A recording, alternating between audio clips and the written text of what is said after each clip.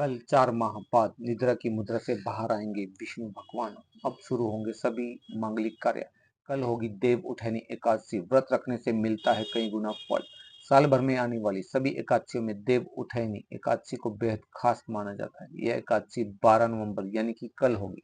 शास्त्रों के मुताबिक इस दिन भगवान विष्णु 4 माह बाद निद्रा की मुद्रा से बाहर आएंगे, जो कि 4 माह पहले देवशयनी एकादशी पर निद्रा की मुद्रा में चले गए थे। इसके चलते पिछले 4 माह में सभी तरह के मांगलिक कार्य पूरी तरह से वर्जित माने जा रहे थे, लेकिन अब भगवान विष्णु के निद्रा की मुद्रा में बाहर आने से सभी तरह के मांगलिक कार्य शुरू हो पाएंगे। इससे जहां अब विवाह शादियां की सहनाइयां गुजने लगेंगी, तो वही मुंडन से लेकर सगाई तक के मांगलिक कार्य भी शुरू हो पाएंगे।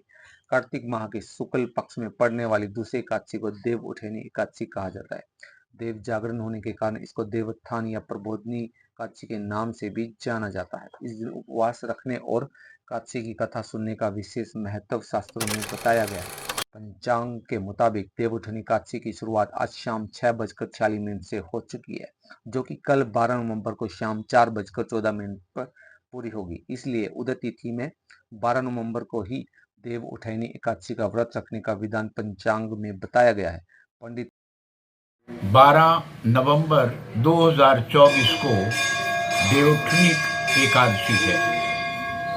विष्णु भगवान 4 महीने के बाद निद्रा से निवृत्त होकर के पुनः जागते हैं, इसीलिए इसे देव प्रबोधनी या हरि प्रबोधनी एकादशी भी कहते हैं। एकादशियां वर्ष भर में 26 हो सकती हैं,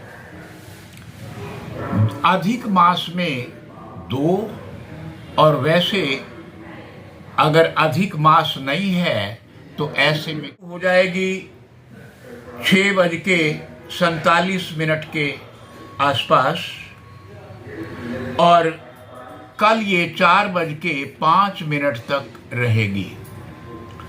इसमें हम प्रातःकाल उठते हैं, जो हमारे दैनिक कार्यों से हमें निवृत्त होना होता है विशेष रूप से, और फिर स्नान, ध्यान और संकल्प के माध्यम से इसे हम प्रारंभ करते हैं। संकल्प का मतलब है अपने आप को कुछ विशेष विधि विधानों के तहत हमें वो दिन अपना गुजारना है।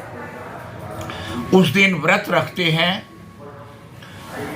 इसीलिए कल व्रत रखा जाएगा। सवेरे पहले रवि योग है, और उसके बाद जब सूर्योदय है रवि योग है, उसके बाद सर्वार सिद्धि और सिद्धि योग है।